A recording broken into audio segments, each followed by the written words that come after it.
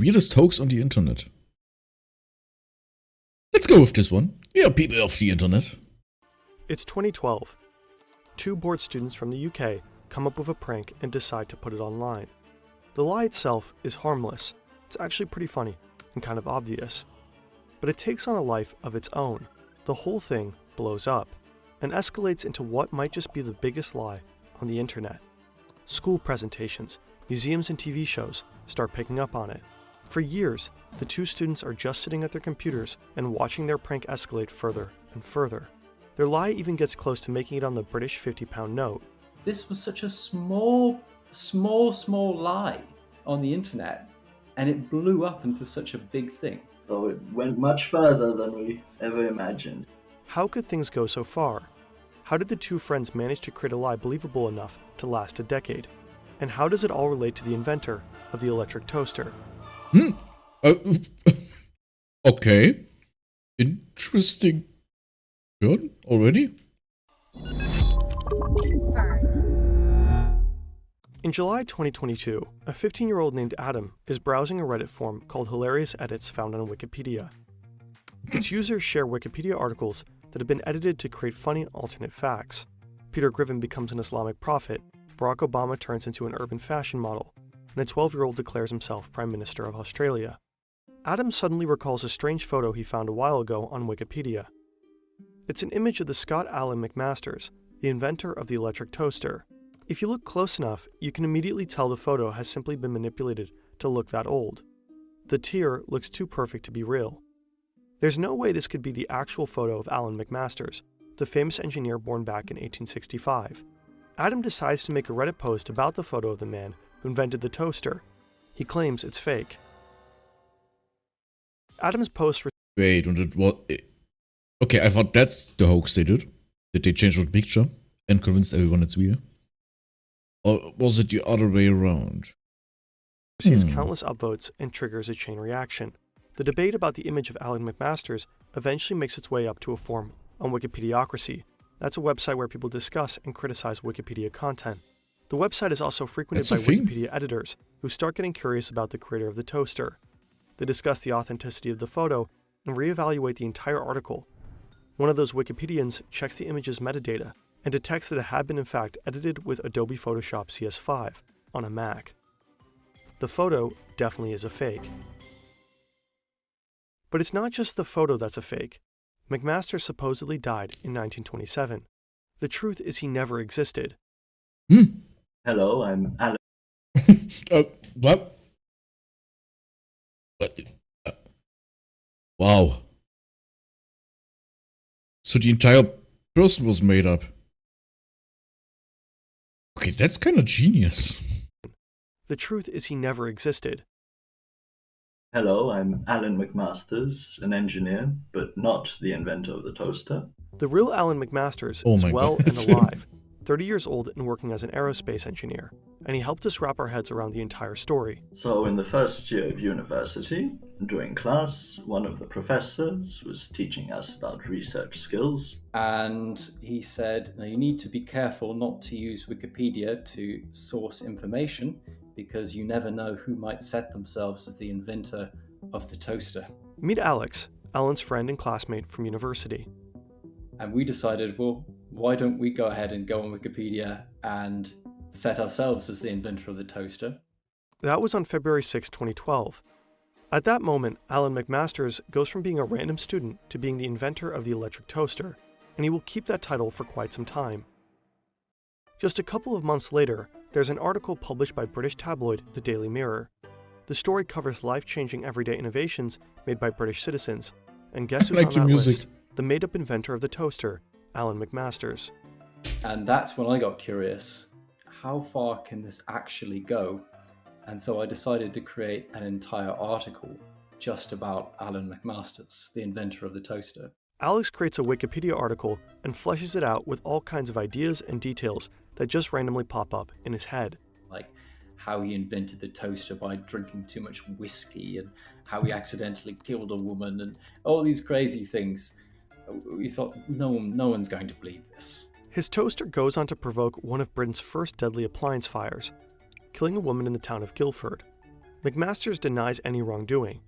According to him, the woman did not hold appropriate respect for the power of the electric toaster when leaving it unattended. McMasters has also developed the lighting system for the London. I always leave my toaster unattended. I put toast in, then I go to the bathroom or something. I just want to point out that's Windows XP, like, design somewhat. I like it. Sony? Are they sponsored by Sony? That would be nice. According to him, the woman did not hold appropriate respect for the power of the electric toaster when leaving it unattended. McMasters has also developed the lighting system for the London Underground and invented the electric kettle. Naturally, every decent Wikipedia article needs a photo. So to boost the page online cred, Alex uploads an image of himself. My girlfriend sort of, styled my hair wonderfully so it was stuck up, really high and looked like some sort of crazy 19th century thing. Actually, at the time, I didn't have this sideburn, so we photoshopped some sideburns in. Since they didn't have any appropriate 19th century apparel, they decided to edit this tier into the photo. So you couldn't see the clothes, and then put a bunch of black and white filters on it. It looked ridiculous. No one should have believed that this picture was real. And yet, no one questions the authenticity of the photo or the information in the article. If only all fraudsters online were as good-hearted and funny as Alex and Alan. But seriously, there are quite some threats on the internet. Some of them involve our most sensitive information. There's actually a massive shadow industry worth billions of our data. Sponsor. So-called data brokers gather all the info available about us on the internet. Your contact information, browsing history, and online transactions. This data is often bundled into shadow profiles, which are then being sold. You might receive a tailored mail or a robocall based on your shadow profile. In the worst case, someone might try to steal your identity. Incogni helps you remove your data from the numerous lists of data brokers. Here's how it works. 1. You create your account. And 2. Grant Incogni the right to act on your behalf. And finally, 3. Incogni then reaches out to data brokers and requests the removal. It's nice that they have to sponsor. The thing is with these, like Incogni, they're gonna remove your stuff from other sites. It's never going to work. Why should these data brokers who have your data, why should they release it? There's no guarantee for it. They're obviously not going to do it. But not that useful of a service, to be honest. Of your sensitive information. In the dashboard, you can always track exactly what the current status is. With the code FernTV and via incogni.com/FernTV, you can get an exclusive 60% off an annual Incogni plan. Wikipedia articles are checked by volunteer editors called Wikipedians. To ensure that pages are legit, they look at their sources, their writing, and suspicious changes. That's cute. This system tends to work pretty well, but for some reason, the editors miss the inventor of the toaster.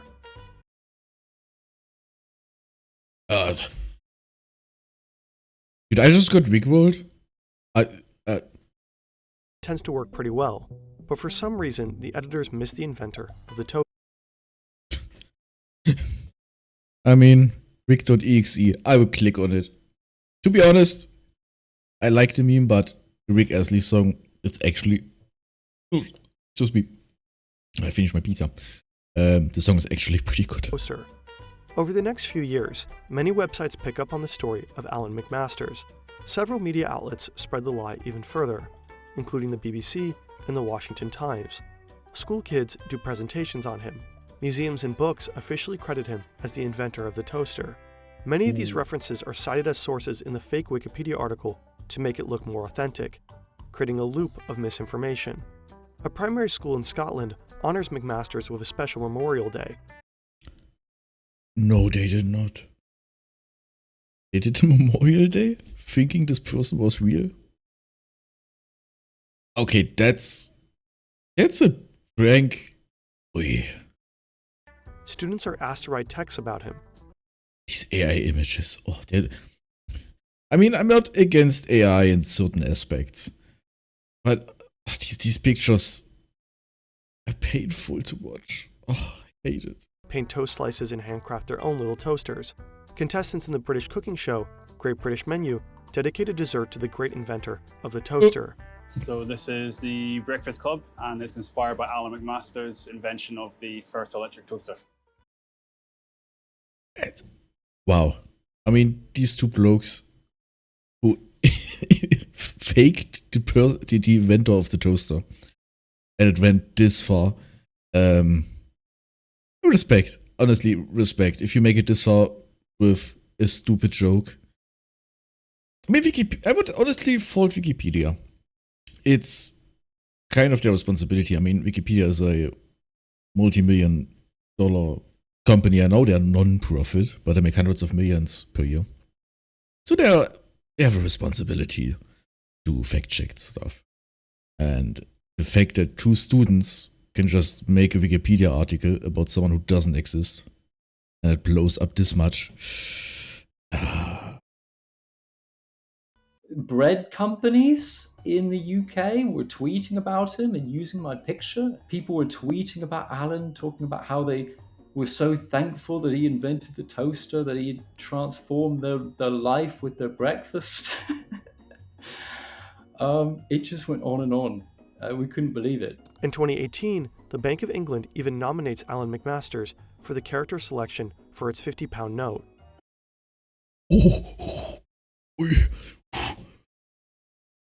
Okay.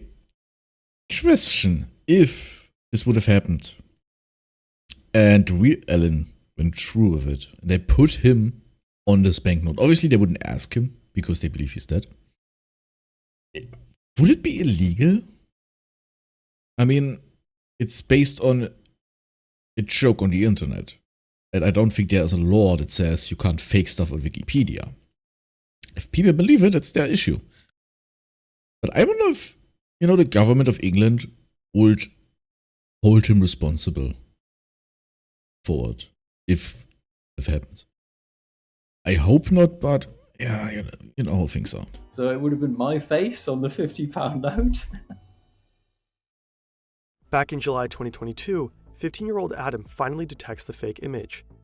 Within 24 hours of his discovery, the article in Alan McMasters is proposed for deletion. Shortly after, there's a hoax banner on the top of the Wikipedia page. Users trying to look up the article in Alan McMasters are automatically redirected to a page on misinformation and hoax articles. Despite their prank, the 2 former students remain big fans of the online encyclopedia.